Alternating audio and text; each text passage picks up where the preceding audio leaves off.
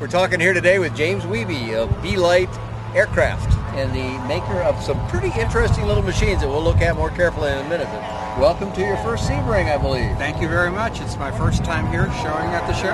And you're getting some pretty good attention out here. We have gotten amazing attention. It's been wonderful. That's great. These are some 103 airplanes. Maybe not all of them. There's also some kits available, made ready to fly, made in kit versions. In fact, there's so many variations on it here. When we go look at the airplanes, I'll have to keep referring to the website as we do later on in the video that we make. But first of all, I just wanted to congratulate you on a job well done here. They're really interesting looking stuff, and it's really nice to see what used to be called the Kitfox Light come back now as Belite. Belite Aircraft. What's Belite mean, Dan? Well, it's light. I mean, it comes in the word, right? And it's supposed to be light, and it is light. So that makes a lot of sense to me, actually. James Wiebe comes out of the electronic business, computer business, actually. Did peripherals for computers and then decided that was boring. He made too much money at that. He decided to get into aviation, where anybody can get rid of a lot of money. And here's one of his, this is actually not the very first thing that he showed to the world.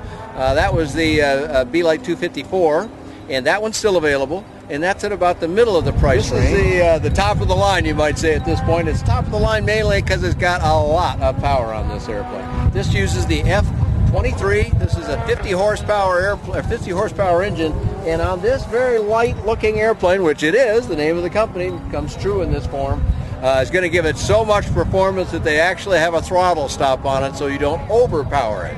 This airplane's also available with some of the MZ engines, the 201 45 horsepower engines available on this airplane. And on the little trike that we're going to look at, they use the MZ34, which is a 28, now 30 horsepower they're calling it. I'm having trouble keeping track of it all. These guys have done a great job of making a wide variety of lightweight little airplanes for people to go have fun in. All single place aircraft, so that's kind of cool. And with folding wings. And with folding wings. But this one, you know, you kind of balked at the price there, and some others will too, but there's reasons for that. First of all, it's a more expensive engine. It's a $6,000 engine. It's got a BRS parachute, and that comes with it for that price. And these days, a BRS parachute will set you back about $3,000. And it's got all carbon fiber wings. Now, the old Kitfox Light had all aluminum wings and wood parts and so on in it, and that made it was really hard to keep those in. You could do it, but it was hard to keep them in Part 103. Through a lot of work using carbon fiber, James has been able to whittle down the price so that this airplane will make Part 103 even with this engine. That's not an easy thing to do. That's why it costs a little more. But if that's too much, we got more choices for you. You know, tail draggers aren't for everybody. We know that. Some people are actually scared of them. They're not that hard to fly, especially these lower slung, lighter weight, slower flying tail draggers. They're really pretty benign. But for those that aren't comfortable with that, here we've got the new trike Belite. This is the first time anybody anywhere has seen this, so we're glad to be here at Sebring 2010 and showing this airplane off to all the viewers that like to watch the videos. And this one up here uses that MZ engine again. This is the MZ34 with 28 to 30 horsepower. They're saying 30 at the factory now, so we're going with 30.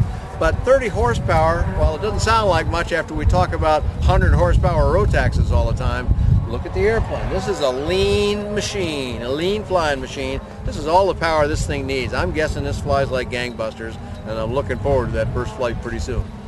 So if we want to get more information, Dan, where would we go? We go to beliteaircraft.com. That's B-E-L-I-T-E aircraft.com. And they got a lot of information on there, and one of the things I really enjoy is that James, an old computer guy, so no surprise there, does a regular blog, and you can click through to that as well. And man, there's all the history about how he's done various things. The site's got a lot of stuff about how they built various aspects of the airplane. You can spend some time on the website, and no surprise, it's very nicely done for an old computer guy. Maybe he's not so old after all, but he's been in the computer game for a while.